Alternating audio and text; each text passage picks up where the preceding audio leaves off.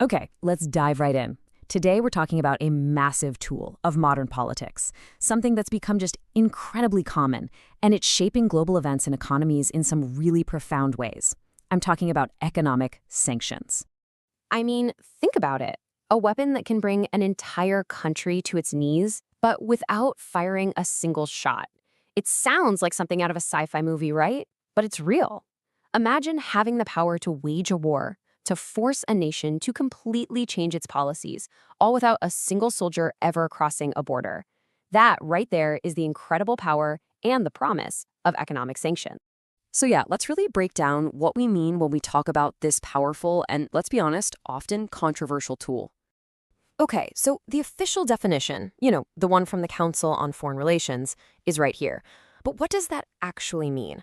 Well, think of it like this. It's basically a deliberate government-led cutoff.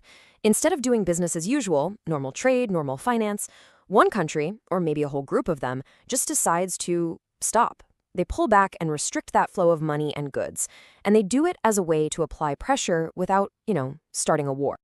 And look, this pressure isn't just random. It's laser-focused.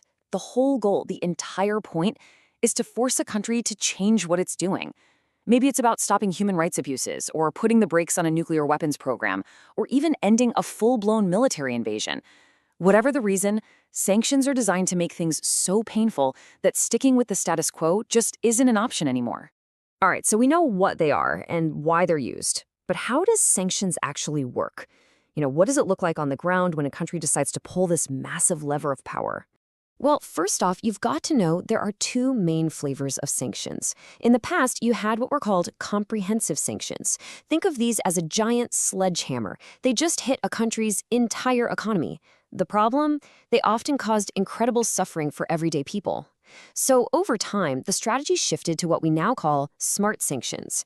These are way more like a surgeon's scalpel. They're precise. They target specific leaders or key companies, or maybe just the energy sector, all while trying to avoid hurting the general population. The whole process usually unfolds in three basic steps. Step one is making it official. Countries or big international groups like the UN pass actual laws or resolutions. Step two is deploying the tools, all the specific restrictions we're about to get into. And finally, step three, and this part is absolutely crucial, enforcement. You have to monitor everything and penalize anyone who tries to sneak around the rules. Okay, so let's talk about the tools themselves, because this is the real arsenal. We're talking about things like banning the export of critical tech, or freezing the foreign bank accounts and assets of powerful leaders and companies, or just completely cutting off their banks from the global financial system. And then there's the big one, removing a country from SWIFT. That's the main messaging system for international payments. Getting kicked out of that, it basically paralyzes your ability to do business with the rest of the world. It's a huge deal. Now, to see how all these tools actually come together in the real world, well, there's really no better or more recent example than the massive sanctions that were placed on Russia. So, right after the 2022 invasion of Ukraine, the US, the EU, and a whole coalition of their allies, they just unleashed this unprecedented wave of sanctions.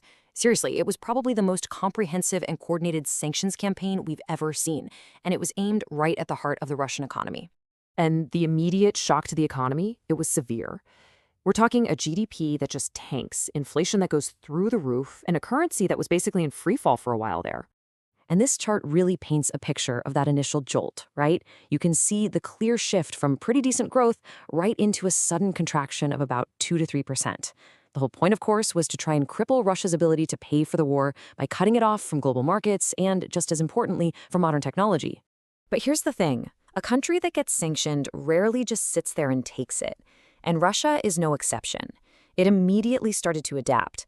It went looking for new customers for its oil and gas, and it found them, dramatically ramping up trade with countries like China and India, who, importantly, did not join in on the sanctions.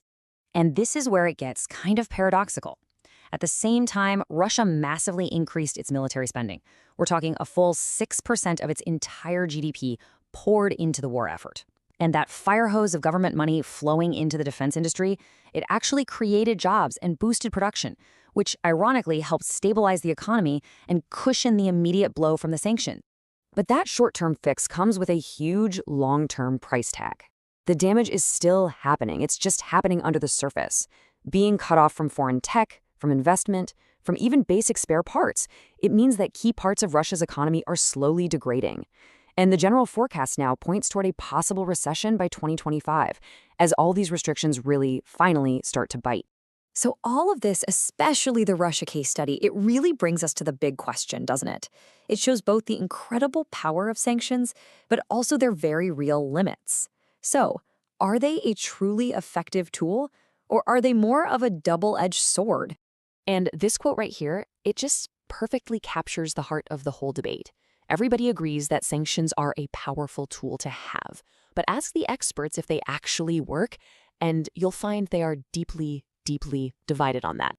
I mean, just look at the track record. It's completely mixed. On the one hand, you've got these huge historic successes. I mean, sanctions played a key role in helping end apartheid in South Africa. That's amazing. But on the other hand, they often cause incredible harm to regular people. They can mess up the entire global economy. And as we just saw with Russia, the countries being targeted are often really good at finding ways around that. So I think the crucial takeaway here is this. Sanctions might be sold as a clean alternative to war, but they are not a clean surgical tool. Not at all. They're a form of economic warfare. And just like any war, they create winners and losers, and they almost always come with devastating collateral damage that can hit people far away from the intended target.